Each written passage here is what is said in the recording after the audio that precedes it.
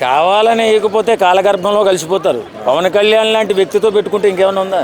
వాళ్ళు మర్చిపోయి ఉంటారు. వాస్తవంగా నేను పవన్ కళ్యాణ్ అభిమానిని, జన సైనికుడిని. నేను మర్చిపోయారని అంటున్నాను కాబట్టి సరిపోయింది. లేదు మర్చిపోయాను నేను అనుకుంటే ఎలా మాట్లాడతాను తెలుసు కదా. కాబట్టి పవన్ కళ్యాణ్కి కుర్చీ వేయకపోవడం అనేది మర్చిపోయారు అంతే.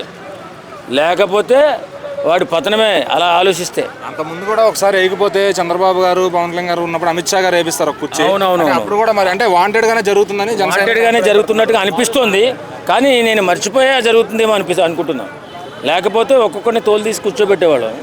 ఇది వాస్తవంగా పవన్ కళ్యాణ్ అంటే గొప్ప రాజకీయ నాయకుడిని మనం చరిత్రలో చూడలేము. ఇది వాస్తవం. సొంత డబ్బులతో రాజకీయం చేస్తున్నటువంటి పవన్ కళ్యాణ్ గారు ఈ సమకాలీన ఈ ప్రపంచంలో, ఈ రాజకీయంలో ఇలాంటి వ్యక్తిని మళ్ళీ చూడలేమేమో అనిపిస్తుంది.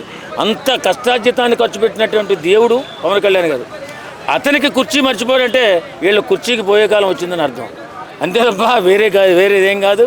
వాళ్ళు మర్చిపోయి ఉంటారు. ఎందుకంటే పవన్ కళ్యాణ్కి అంటే ఒక పెద్ద స్థాయి వ్యక్తి వచ్చినప్పుడు ఎవరొకరు వేస్తారులేని ఒకరొకరు తప్పించుకుని మర్చిపోయి ఉంటారు. అంతే తప్ప అక్కడ అలాంటి ఏ భేదం కనిపించలేదు నాకైతే. కాబట్టి దీని గురించి కొంతమంది ట్రోల్ చేస్తున్నారు. ట్రోల్ చేస్తుంటే కొంతమంది ఇది నిజమే కదా అనిపిస్తుంది. కానీ అంత నెగ్లిజెన్సీ ఏం చేయదు పవన్ కళ్యాణ్ గారి పట్ల. పవన్ కళ్యాణ్తో పెట్టుకుంటే పతనమే. అది ఎవడైనా తగ్గించి చూడాలనుకుంటే వాడి నాశనం కోరుకుంటున్నట్లు లెక్క.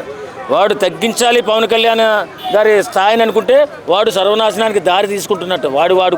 వాడికి గొయ్యి తవ్వుకుంటున్నట్లు లెక్క. ఇప్పుడు మనం ఈ కుర్చీల గురించి కన్నా కూడా సీఎం కుర్చీ గురించి మాట్లాడుకుంటే ఇంకో ఫ్యూచర్లో పవన్ కళ్యాణ్ గారు ఆ కుర్చీలో కూర్చునే అవకాశం ఉందంటారా? అప్పుడు కూడా లాగేస్తారా? ఎవడు లాగలేడండి. మంచితనానికి ఎప్పుడైనా మార్గం ఉంటుంది. మంచితనానికి మార్గం సుమార్గం ఉంటుంది. కారణం ఏంటి? ఇలాంటి వ్యక్తి రాజకీయాలలో ఉండాలా.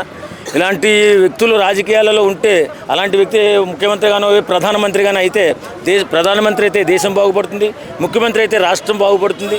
కాబట్టి అలాంటి వ్యక్తి ముఖ్యమంత్రి కావాలి, ప్రధానమంత్రి కావాలని నా ఆశ.